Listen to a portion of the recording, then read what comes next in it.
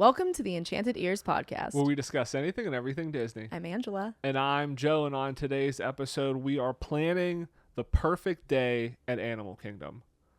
Yes, we are. So this is wrapping up our series on planning the perfect day at Walt Disney World. So we've gone through each park in chronological order.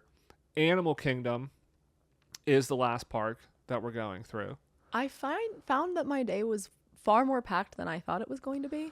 Well, this is the interesting thing. So let's get into it, because we were recently at Disney World, and so we were at Animal Kingdom. Correct. And spending the day at Animal Kingdom, and I kind of thought to myself, because I knew we had to plan a day at Animal Kingdom. You basically can have the perfect day at Animal Kingdom. Like, Animal Kingdom may be the best park to have your perfect day at. Like, as we've gone through these other parks, and we kind of started with Magic Kingdom, because there is so much stuff to do there. You can't do it all in one day, basically. Like, you have to make concessions. You can't, go eat at all of your favorite restaurants and ride all the favorite rides. Like, there's just not enough time to see the parade and the fireworks show and everything. And same with kind of the other parks like Hollywood Studios. There's a lot there. It is tough to ride everything if you're waiting in line, and you don't buy lightning lanes and that sort of stuff. But Animal Kingdom, there's not much there to do. Like, there's not many attractions that I was finding myself thinking, like, this is the best park. If you want to do everything, it's very doable.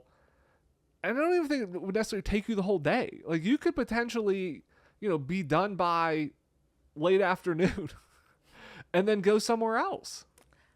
Yeah, the one thing that did occur to me was that at the end of my day, I could potentially go to Magic Kingdom or Hollywood Studios to see the nighttime show. I think that maybe would be plausible with my day, but it is pretty packed. So I'm excited to share. Well, that's what I'm saying. I think you can do a lot of Animal Kingdom. I think it is packed, but I think it's packed with, you're going to have a packed day, but you're not going to leave there thinking, oh, I wish I would have done X, Y, or Z. Like, you can have a packed day at Magic Kingdom and be like, oh, I didn't get on Mine Train, or I didn't get on Tiana's this time, or I didn't see the Festival of Fantasy Parade. Like, you can have a packed day and still kind of leave there thinking like, oh, but there's that one thing I missed. You have a packed day at Animal Kingdom, you can walk out there being like, I think I did everything there was to do there. So yeah. So how are you starting off your day? Okay, so I think that Flight of Passage always gets to be pretty high in like wait times. So now we have before run straight to Flight of Passage and then ended up with like an hour and a half wait.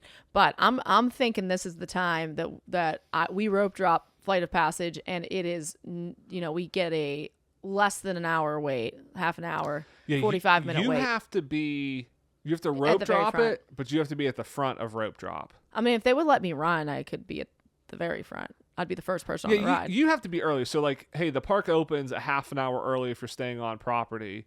You probably need to be there a half an hour before that, so you're one of the first people. I will say, one thing I did confirm, we talked about this a few weeks ago, at least at Magic Kingdom, they have changed the rope drop procedure where you can now go to any attraction. It's not open, but you can go wait in line for any attraction if you have early park entry. So, like, if you want to ride something like a Tron or like a Tiana's, because Mine Train opens usually early, like, when you get there half an hour early, you can just go walk into the queue at Tron, and then at 9:00 when Tron opens, you're like one of the first groups of people in there. So I'm not sure if they're doing that at like Animal Kingdom, because now again, basically everything opens at Animal Kingdom early. But yeah, you got to kind of be like that first person in there, or otherwise, yeah, you're going to be an hour wait because there's 1,000 people in front of you. Right. So I'm thinking that it's going to be half an hour, 45 minutes wait for me. And then I would have breakfast over at Tusker House then planned. So I'm going on an empty stomach to Flight of Passage, but then I'm going to eat a big breakfast over at Tusker House. Yeah, I'm with you. I think, Tusker House, it's a character breakfast. Mm-hmm. I think they're wearing like their safari gear. It's cute. Yeah. I for some reason, I feel like they have these where you can get into the park earlier almost. Like, I'm not Uh, 100% sure of that. I felt like when we did this years ago, they almost started breakfast either right when the park opened or slightly before the park opened, so that you basically, if it was right at park opening, they kind of had to let you in beforehand. So if that's a possibility, you could maybe even yeah, go like early, reorder it. Yeah. and then kind of, go get it on an attraction. Um, but yeah, I'm with you. I think Tusker House, great character breakfast. I think that's a great place to eat. I think starting with Flight of Passage is the best idea. I think doing Flight of Passage and then quickly doing Navi River Journey, because it seemed to be when we were down there early in the morning, kind of first thing, Navi River Journey wasn't too crowded. Like, it was maybe a 30 to 40 minute wait. And then the rest of the day, it's like over an hour. And there's no way I'm waiting over an hour for that ride. Like, It is an interesting thing. And I do think that, we should talk a little bit about Flight of Passage because, okay, there's a couple things about Flight of Passage. And Flight of Passage is for a very long time. And I don't know if it still stands there. It was my favorite ride. But like of all of the Walt Disney World rides, right. I think Tron has gotten itself in front of Flight of Passage for me. Flight of Passage is just showing its age too much. Well, this is what I was going to say. There's a couple things about Flight of Passage that irk me. It's the 2 pre-flight shows that you have to do every time. You can and fly. You can fly. No, not you can fly. That would make more sense. And then you can fly.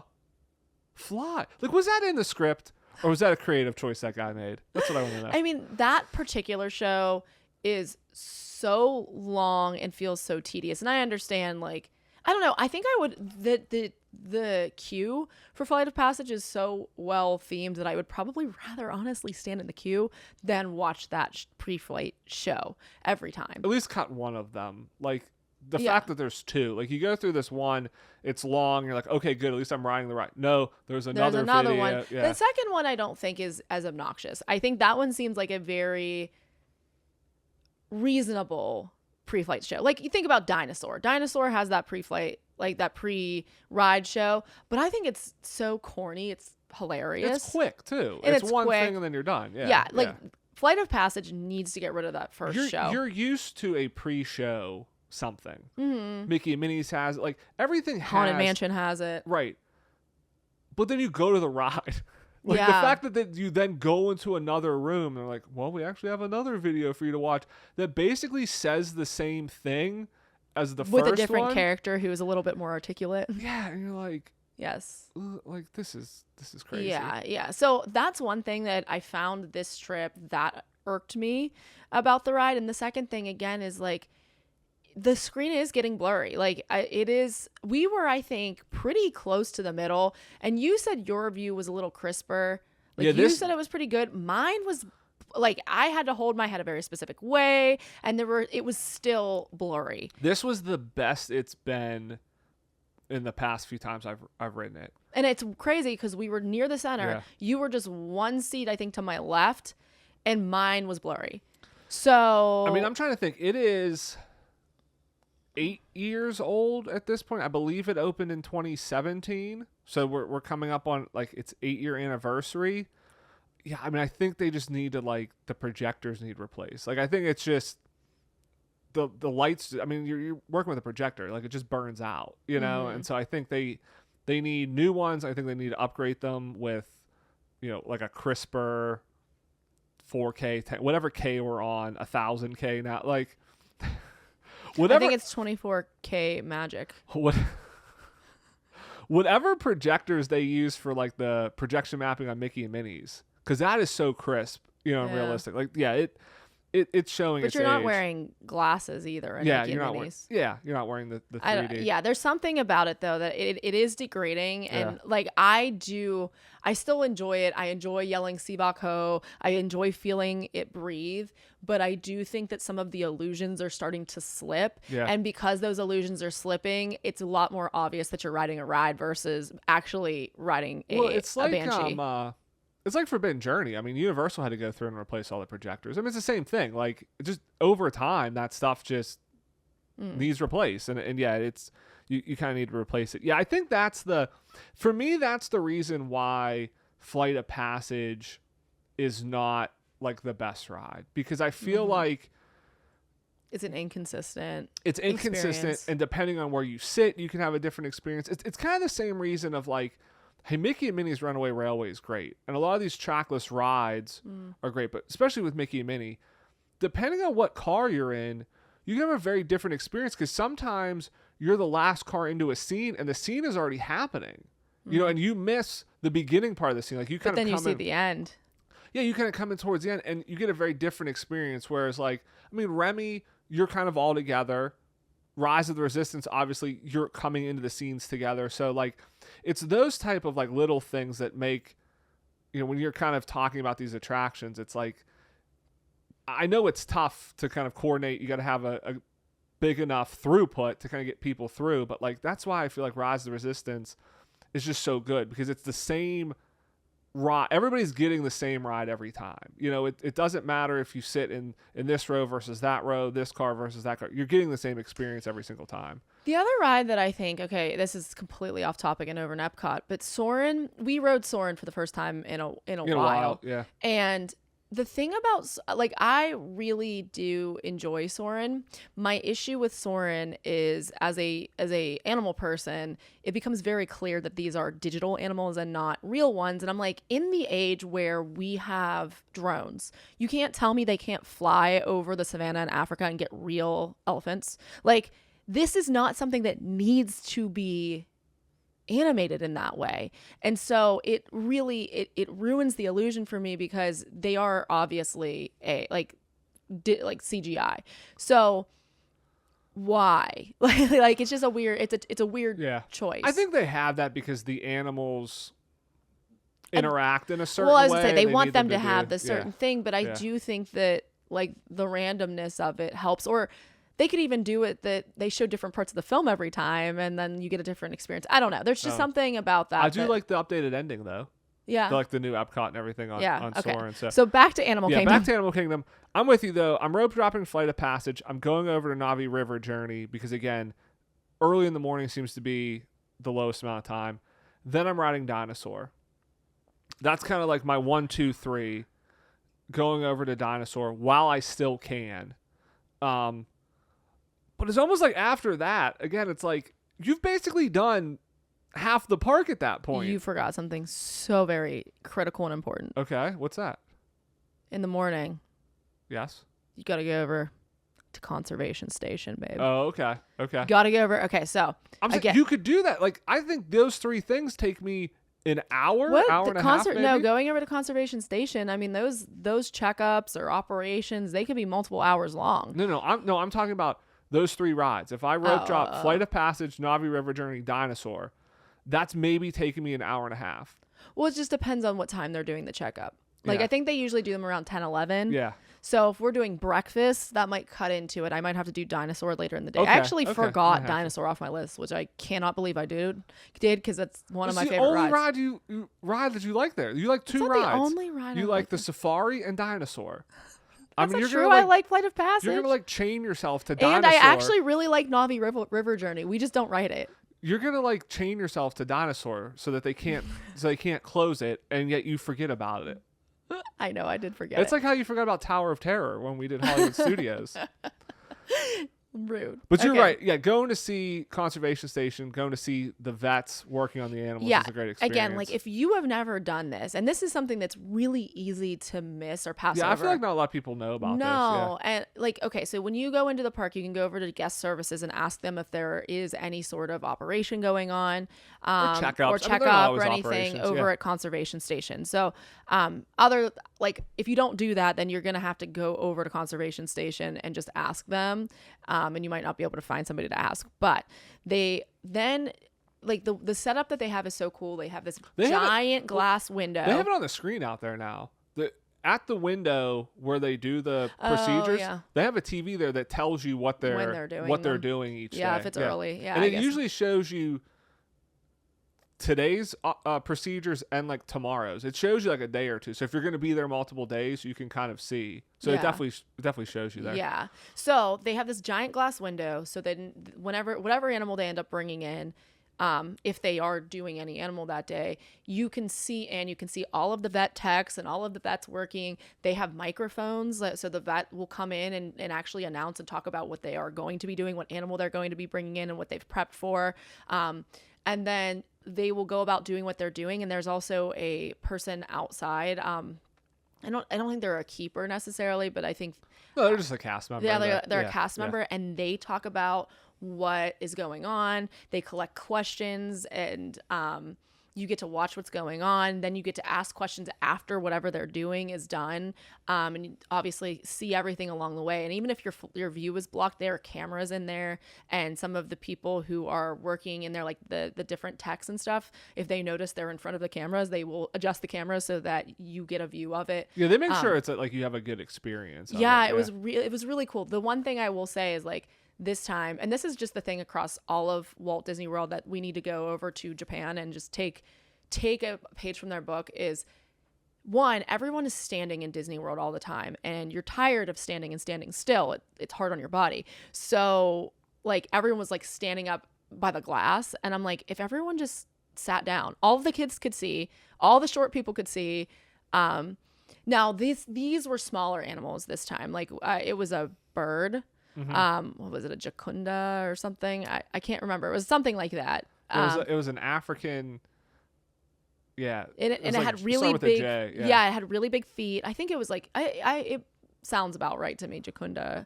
But I think they said they're called like lily walkers or something because their feet spread out and they walk on the water and they eat fish or something. But it was really cool. It was like a small, like very thin bird.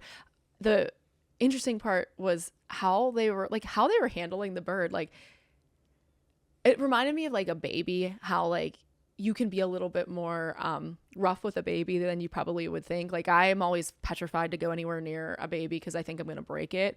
And like some of the ways that they were like touching or like massaging the animal, or I think they were just trying to make sure like everything was where it was supposed to be, checking it out, like giving it a checkup. This was a new bird coming in. Yes. So this was just like an initial like preliminary screening just to make sure like the bird seemed healthy. I think they were taking some blood samples. They did some x-rays. So like it was just kind of like a preliminary like intake. So yeah, they were really like, to your point, checking it out. They were really checking it out and inspecting the bird. And it was just so interesting because I'm like, oh my gosh, I feel like that would break all of its bones. Like, and they weren't being rough, but just like rougher than I would like, I don't know. It was funny when they knocked it out for the x-ray and then they just like tape it down. Like they literally like scotch tape. They spread its wings out and just, and scotch taped it down. Scotch taped it down and took the x-ray. And it's amazing because they said like birds, their respiratory system's so good, they like burn off the anesthesia very quickly. And it was like as soon as they turned it off, like within a minute, the bird just like woke back up. Popped up. Its head popped up. It was crazy. Yeah, and they said that it's actually a sign. Like you just learn so much. They said it's a sign that it's healthy, that its respiratory system is working well. If it would have taken a while, they would have known that could potentially be a sign something's wrong with the bird. And this was a young bird, so that they were like, yeah, we don't really expect like too much wrong with this. I went like earlier in the week, and I went over there, and it was some sort of bee eater bird, but they were like, yeah, the bird decided it didn't want to like come out today, and so they were like, yeah, you could stick around, maybe we get it, but like it wasn't an emergency. They were just checking on it, I think, for some like feather issue, and so they said like, yeah, we don't force the animals to like come out of their enclosure to come here to get inspected unless it's an emergency, it's something they need to do. So they're like, yeah, the bird like was flying wherever it was in the air and just didn't come down. So they're like, we're not having it today. Like, sorry. So that's always interesting too. Yeah, it's super cool. And then again, like we both had like that was an experience with birds. We saw a warthog. It was like a warthog getting a root canal. Yeah. And that was cool because it was a bigger animal. So then you could see how they had to like move and manipulate it. It was bigger, so it was easier to see. I think that they bring gorillas in sometimes. Cheetahs, like they're bigger animals. Anything they bring in there that can fit through the doors, they bring in. So the gorillas, I think they bring in the like the ponies from the ranch over at Fort Wilderness. They've been in there. So yeah, anything that can fit through that door, they'll bring in. So like, yeah, so this is something that anytime I'm there, like this, if we have an Animal Kingdom day, and honestly, we might have to even consider, if now that they're kind of telling you ahead of time, we might have to consider rearranging our days a little bit. If the next day, if we see it like up on the screen, Oh, that there's something going good. to be Yeah. something like big. Because again, like going to see a bird, that's cool. But like if the next day it was like, oh, a gorilla's coming in, like I am canceling all plans. Like I want to Right. see that because they're just such large animals, and it would just be really cool to see what they're doing. And yeah, so like that, I think that is a must do when you're going. Yeah, in. I mean that's really interesting, and it's a lot of fun to your point because it's different every time. Like it is, it's truly live. Like you don't know what animal's going to need something. You don't know what they're going to be doing. Like you don't know what's going to happen. Like you could see anything at any point in time. So I definitely think that is something we're seeing. It is early in the morning too, so you're done. You know, it's not like later in the day you got to go early. So if we did all this again, this is my point. Where like I think Animal Kingdom's the park where you can always have your perfect day, because if you wanted to do all this stuff, I think you could easily have breakfast, ride Flight of Passage, ride Navi River Journey, go see them, you know, do something, you know, some sort of checkup on the animals, ride Dinosaur, and it's probably like 1:00 in the afternoon. Like you still have over half your day to go through, and really all that's left at that point going to see the animals. So again, it's what do you want to do? You can go see the animals. You have Everest, the safari. You have Cali River Rapids, which we typically avoid unless you want to get soaking wet. So I think probably your perfect day, you don't want to get soaking wet. So you're probably going to avoid that. On my perfect day, it's like a good like 75 and sunny, Yeah, it's maybe not. 80. It's not too hot.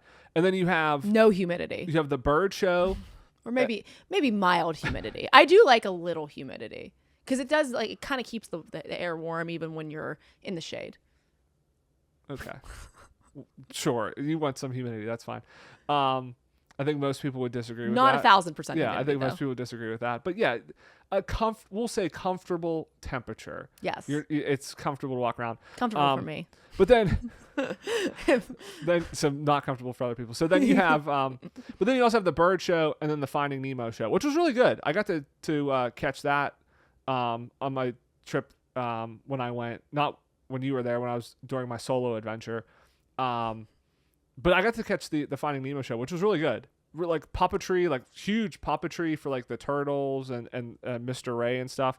A lot of fun. But like that's it. So like you can basically fill the rest of your day of like, okay, what do you want to do? Like for me, I think one, hop on Everest in the single rider line. Don't wait in line for it. So that's going to save me some time.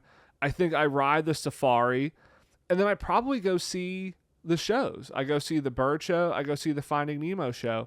I'm sorry. Did you say you go see the bird show? Yeah, Joe? I think I go see it. I figured you'd want to go see it. It's fun. We didn't go to see the bird show this time. We didn't.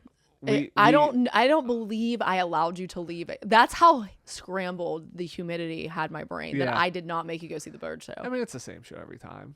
You've seen it once. You've seen it 100 times. So you can miss it every now and then. But I think They're live animals. I would, that's true. I would disagree with that. That's the one thing that makes it kind of interesting and repeatable, because they're live animals and they may or may not cooperate fully. And I do think that they're, Yeah, that's true. Yeah, like, or like I know whenever they sing the songs, like whenever Oh, the bird yeah. sings the songs, it picks whatever song I think that it I'm has not. in its head. I'm not convinced that bird's I singing. do feel like it's You think that bird's really singing? absolutely. I'm not convinced that bird's singing. I feel They're like it's tricking old us. McDonald most of the time. It's an animatronic. I see birds sing over at Magic Kingdom. I think Disney can make a bird sing anything. I'm not That's what convinced they that's a real should teach bird. it. They should teach it the Tiki Room song. They should. That Like- would be insane. Like I feel like that's not even that hard. Just in the tiki Well, what they tiki say, room. it learns whatever it wants to learn. Yeah, Just play the Tiki Room over and over again. exactly. Prove that Welcome you to can your learn stuff. I don't know. Do you think that would drive them crazy? The bird? Yeah. Maybe. I don't know. But yeah, but I think I'd go see the shows. I think I would go see the shows before I would walk like the animal paths. Like I feel like that's kind of hit or miss. Like we went to go see, because you want to see the baby tiger.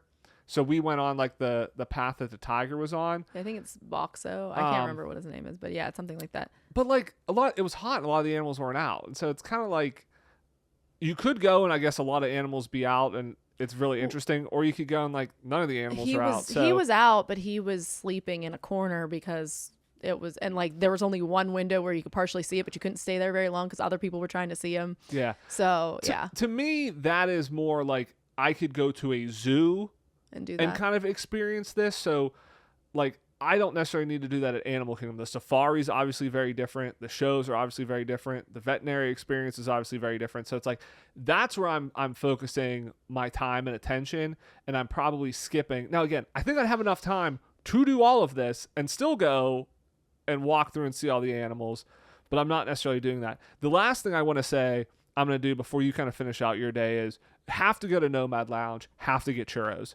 The best churros on Disney property are at the Nomad Lounge, so I have to get that as part of my perfect day. Absolutely.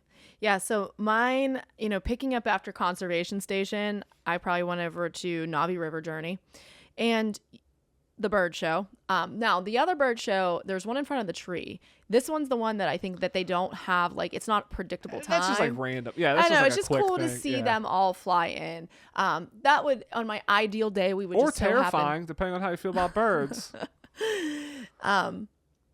Yeah, like, so we would just catch that. But again, we aren't going to be anywhere near the Tree of Life at this point in time. So it's just an ideal in my head. One thing I did leave off my list.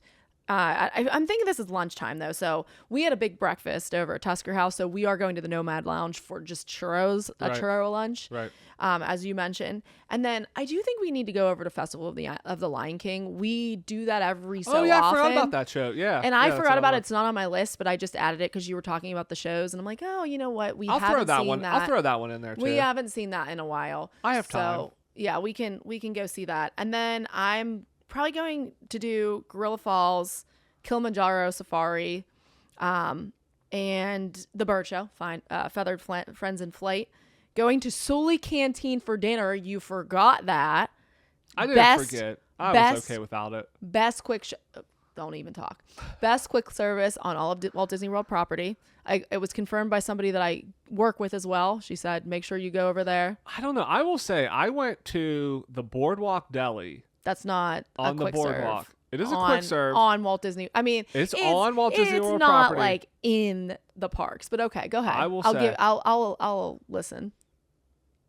It was amazing. They have really good sandwiches over. That's my new place. That's a new place to go to. That is your new place that you will never go to. No, I could go there. I mean, I was walking on the boardwalk and I was like, it was lunchtime, looking for something. I said, Boardwalk Deli. I like deli sandwiches. Let me check this out. Really good. It was really good. I really enjoyed it.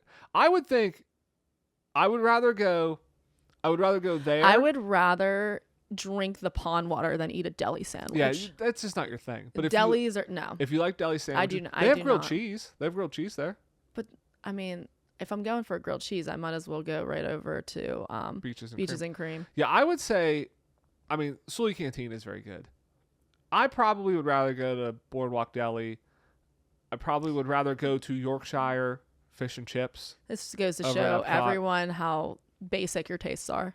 They are. But yeah, I think if you're in park, I mean, Sully Canteen, it is very good. It is good because you can personalize it. You can personalize it. You can have people with different kind of palettes of, hey, how exotic do you want to go here? How basic, like for me, do you want to go? I will say, in your defense, if you are more of an I still think yes, you can simplify it for somebody who's not an exotic eater, but Sully Canteen really does cater more to people who like Asian flair, like food, and that Asian type food is like what some of the food that I enjoy the most. Yeah. So I like the thick noodles, or even like I think they have rice as well. Like either one of those is great. I love the chicken that they have. I think they also have tofu. Yeah, it's also it's also really good because it's not just like pizza, chicken wings, burgers. Like it's different. Yeah, it's a different option that you have there. It is a good place. And I would go there probably before I'd go to like Yak and Yeti. Like I just think that you wait at Yak and Yeti for a long time and you can get something. That's a sit down. I mean, that's a sit down. Yeah. But what I'm saying is I do feel like, we've gone there to Yak and Yeti before, and I felt like the food I ordered there was sort of comparable to what it was like at Sully Canteen, but you can get it a lot faster at Sully Canteen. Yeah, for a quick serve, if I'm in Animal Kingdom, like that's that's the place I'm going to. So Right. And then I'm doing, to finish off my day, I'm doing the Maharaja Jungle Trek, which is Okay. over in Asia. I like looking at the fruit bats. I think they're so cute. I also think, was that where we saw the birds and learned that they count them? okay, yeah, we need to talk about this. We found out. I'm glad you brought this up because I forgot about it. We were walking through one of the aviaries, and I believe this was the jungle trek because I don't think we did Gorilla it's Falls. where the tigers did we? are. We didn't do Gorilla Falls. The tigers are on the jungle trek. We were walking through, and there's a woman with a clipboard, with binoculars watching the birds, and I was just like casually walking up, and I go, "Are you know, do you have to count?" Because I saw her like looking, and I was like, "Do you have to check on all the birds?" And she goes, "Yes, every day we have to count every bird twice." And there were what, 200? How many birds were there? 275 birds, I think is what she said. They start in the morning. They count all the birds. Up until, what was it, 11 or 12? Yeah, it takes about half the day. And she said, once we do that, then we just start again and count all the birds. Somebody's job, multiple people's jobs. I was going to say, there were multiple people in there She says there's doing multiple this. people in there. Multiple people's jobs is to stand in the aviary every Bird single watching. day, counting and making sure they see every single bird. And not they're- once, twice. I do think that she simplified it a little bit. She was doing a little more. She was marking off the birds, but I think she also was saying that like they the check on reason, them, yeah. the reason why they're seeing them is just to see that they're flying around, they look healthy. Yeah. They're doing what they're supposed to be doing. They're not I'm assuming worried. that if she finds the bird and it hasn't moved and she's like keeping an eye on that to see, hey, maybe that's why they do it twice a day, is maybe it's being sedentary at one point in the day and later on it's flying around. They're like, okay, we don't have to worry about this bird. They're not worried that like somebody stole a bird or something, that like it's gone missing, that like it escaped. I don't know. Those pigeons though, those cool Twice a pigeons. day though. I mean, every single day, twice a day, like once a day is not enough. Like just when I found out that was a job, that is somebody's job. She's like, yeah, just every day. So with my binoculars, like we feed the birds, 40 of them come, and I can go and check them all. And I'm like, how do you know it's not the same? This is what I asked her. I go, well, how do you know it's not just the same bird moving back and forth really fast and you haven't counted it twice? Like, how do you know you got all, 200 plus birds? They're all marked Braceleted. with a multicolor bracelet. What she said, one of them. I think that there's different color bracelets, but then I think they have one on each foot, and it seemed to me like they're different color combinations. Yeah. So not only are you looking at the bird, then you're looking at the bird saying, okay, on its right foot it's a blue ring, and on the left foot it's a peach ring. Well, that means this is hairy. It's like, or feathery, I guess. Yeah. would have to. Well, be the she name. said one. I forget what the bird was, but she said that the difficult one is they have 60 of one bird. Oh, I think it was it a starling? I yeah, don't know. sure. I don't know bird names. I think Sure. it was a starling. I know of some pigeon. sort. I know robin. It was like the blackbirds that had the red eyes. This is my bird knowledge: pigeon, robin, crow, raven, and then bird. Wait, you can tell the difference between a I crow can't and a tell the raven? difference. I know those birds, so I know 5 types of birds. What about a cardinal or a blue jay? Okay, maybe I know 6 or 7, but most of them are just to me bird. But yeah, so 60. There's 60 of like the one type of bird. She said those are the ones that are kind of difficult to tell because there's so many combinations. I think the other ones there's only a handful, so it makes it a little bit easier. But yeah, every day they're counting birds. Like that blows my mind. That a theme park, like again, this is like what is so crazy about Disney is that you have a theme park where you think, oh, theme park, it's corn dogs and turkey legs and rides. No, they have 300 birds in an aviary, and they In pay, one of their aviaries. one They aviary. have multiple aviaries. and they pay people to count all the birds, and once they're done, count them again. Like the stuff that goes into running these parks every day. You just would never dream it. It's amazing. I mean, I was thinking about this when I was down there. Disney is a city. It is its own city. It has restaurants. It has hotels. It has entertainment. It has theme parks. It has zoos. It's its own city, but, it all benefits a corporation instead of like citizens of a city. Like it's insane to think about the scale that they run on down there. And again, like there's so much more happening than you're even aware of. Like I would have never thought, like I was just joking, like what are you doing? Like looking at the birds? Like I thought maybe she was just checking up on them. It's like, no, every day we count them twice. just blew my mind. Well, this is why I do think that these kinds of experiences are so valuable for kids, because think about it, like especially like we grew up in those of you who are, I guess are we considered elder millennials? I don't know. Depending on who you ask. Speak for yourself. You can be an elder millennial. I'm a very young millennial. But like, because we were growing up during like the burgeoning of the internet, whenever it became popular, like we both had experience with looking things up in encyclopedias, and then later on in our schooling career being able to kind of use the internet, but the internet was sort of a baby. It was dial up. Yeah, we didn't have the ability to know the jobs that existed. Yeah. And I still think to a certain extent, even with the internet in the state that it is in, like why travel does have like such a huge benefit to children, because if you are paying attention and like able to look and say, look at that person right there, that person is performing a job. Like we would like, I didn't know there was a bird counter at Walt Disney World, but dang it, if I wouldn't want to be the person that stands there and counts Seems like birds. a great retirement job. I know, because I already stand in our backyard. Like today I was staring out the back window and pointing out the baby robins to you, and you were like, yo, this is boring. And I'm like, no, look, watch the mom feed it. We can move to Florida. You can get a job working in the aviary, counting the birds. I'll get a job like raking the sand on living with the land. It'll be perfect. We'll both do what we love at Disney. I think you get like discounts for cast members, so then we could like hang out at the parks and stuff. It'll be great. That'll be our retirement plan. You know, bird watching and gardening. We have to be like the snowbirds though. We gotta stay from about like, I don't know what, probably October through like March, April, and then we'll go live somewhere else that it's nice during the summer. I'll tell them I'll do it for free, and they'll be okay, sure, come whenever you want. If we don't have to pay you, you can come do this whenever you want. So yeah, and I think that my day I ends with Everest, because I don't know if Everest is gonna make me sick, so I'm just gonna end my day there. And then smooth. If it messes me up, it's been a while. I rode it. It was so smooth. It's been a while since I've ridden it, because the last time it didn't make me ill. I don't think. I think I blacked out when we started going backward. It's very intense. But I did ride Seven Dwarfs Mine Train, and it didn't make me ill. So now I have hope that every other ride that has in the past made me ill will not. I can't wait for them to finish Big Thunder Mountain Railroad, the complete redo of it, because Everest is 25 years old now. Or I guess it didn't open with the park. I mean, it's maybe 20 years old. It's got to be getting to the time where they got to replace all the track. That's when they can fix the Yeti. When they can get in there and they're tearing it apart to get in the track. Because the thing I was thinking about too is like the animatronics they have are so much like lighter, I'd have to feel like, than like probably what they built in the early 2000s when they built the Yeti. You know, so some of the issues, the weight and just the power of it. It's like a jet engine.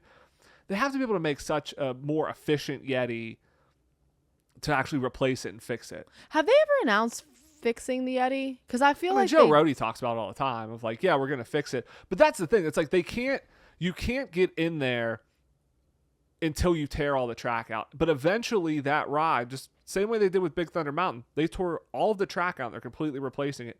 They're going to have to do that with Everest. They're going to have to take it down for a year and completely rebuild it. And when they do that, I mean, if they don't fix the Yeti at that point, like, come on, Disney. Like, but I think at that point, that's when they can fix the Yeti. So I'm excited about that, because I think we have to be getting soon. I mean, maybe it's once Tropical Americas. I better ride it soon then, because I mean, it might be once Encanto opens and they get done and they have a new attraction over there, then they can take Everest down and not really like hurt the park of having a main attraction down. And maybe they can redo it. And we can finally, maybe 2030 or something like that. 2031, we get the Yeti fixed. It's exciting times. So, but I think, yeah, we basically did everything in the parks. And it's interesting because you mentioned Festival of the Lion King. Like, there's a lot of shows at Animal Kingdom. Animal Kingdom is definitely centered around shows. and kind of like experiences more than attractions. What There's not were- a ton of attractions. What to were do. those people called that we ran across? And I don't think we'd ever seen them before, but you sent me a video The of them. eco rhythmics. Yeah, the yeah. eco rhythm. Yeah, They just rhythmics. they just kind of They come it's a little out show right there, right and in they have like their Dino own Land. set of. It's like basically cobbled together drums. So essentially, like Well, it's like reduce, reuse, recycle. So they use like recycled things to make their instruments. It's like very Stomp-esque. Yeah. Or like really, really cool show. yeah, like like a 10-minute Trash in the show. Camp. Yeah. So from Tarzan. So yeah, and they even play that song. So yeah, we got to see a part of that. We didn't see the beginning. We saw the end, and that was really enjoyable as well. It is. But yeah, but that's like Animal Kingdom focuses on like that entertainment because they don't have a lot of attractions, you know, and especially once Dinosaur goes down, like there's not a lot to do there. So I do think if you go to Animal Kingdom, you can basically like kind of call your shot. Like this is what I want to do, and you're going to be able to get it done in the day. The only way they could make it better is if they had a surprise Kite Tails recurrence. Like, hey, we brought Kite Tails back for one day only. Yes, kites. That would be it. But I think otherwise, yeah, you're gonna have a lot of fun at Animal Kingdom. And then they no let the matter what. gorillas drive the jet skis. No, that sounds like a terrible idea. So. It does. Well, we'd love to hear from our listeners. Like, what's your perfect day at Animal Kingdom? What are the attractions you would prioritize? Like where you're going to eat, what shows you're going to go see. Let us know in the comments or let us know on Instagram. We're at Enchanted Ears Podcast over there. But that wraps up the show for this week. I want to thank everybody again for listening. If you've not done so, please leave us a rating or a review. Subscribe wherever you get your podcasts. It really helps, and we really appreciate it. Thanks for lending us your ears. Have a great week, everybody. We'll see you here next Monday. Bye-bye.